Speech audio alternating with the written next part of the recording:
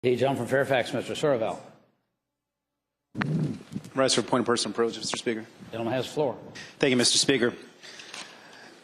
Been hearing a lot of Medicaid speeches, I guess, and I heard today a few things thrown around about hypocrisy and Obamacare and a lot of the same stuff day after day. A few of us had a press conference this morning, and we went through some of the numbers that were provided by DMAS. And one of the numbers we get every year is something called Medicaid at a Glance. Medicaid at a Glance is a document which tells you exactly how the current Medicaid system plays out in your seat for the people you represent.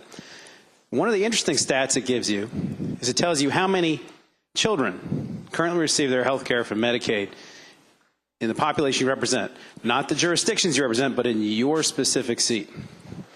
So what we did was we took that number for the children and we ranked every single delegate seat in the state. And then we added up the number of kids at the end, and then we figured out what proportion each of us represents of those children.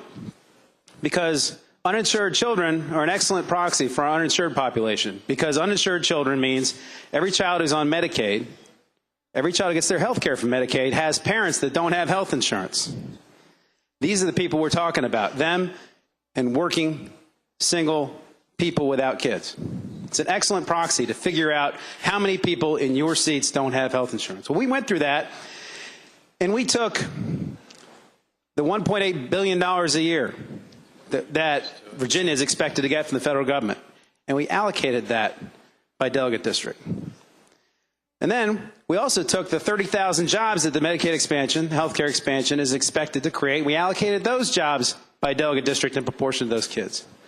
And what we found, Mr. Speaker, is that in the top seats of legislators that, as far as I can tell, currently oppose the expansion, they're giving up an average of $23.6 million per seat and an average of 389 jobs per seat by voting no.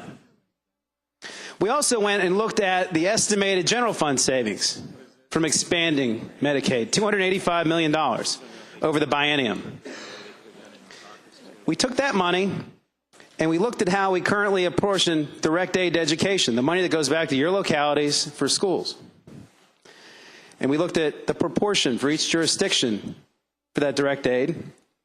And we took that $285 million and reallocated, just to say, for the sake of argument, if we took all that money that we're going to save in the general fund and put it back into secondary education, how much more money would it mean for your localities? In my locality, Fairfax County, it'd be $27 million over the next 2 years. Prince William County, $21.1 million. Virginia Beach, $15.1 million. If you'd like to know about your localities, feel free to come see me. I'll be happy to give it to you. I got everyone in the entire state. And one more thing. We had some friends that went out and did some polls. They polled in 5 different seats of people who currently oppose the expansion. Governor McAuliffe's support ranged from 25 to 37% in those seats. Medicaid expansion support ranged from 51 to 56%. So in other words, whether or not you think the governor's doing a good job, people support the expansion, even in seats where people are saying today they oppose it. Mr. Speaker, Obamacare has been debated. It's been decided. The Supreme Court has spoken.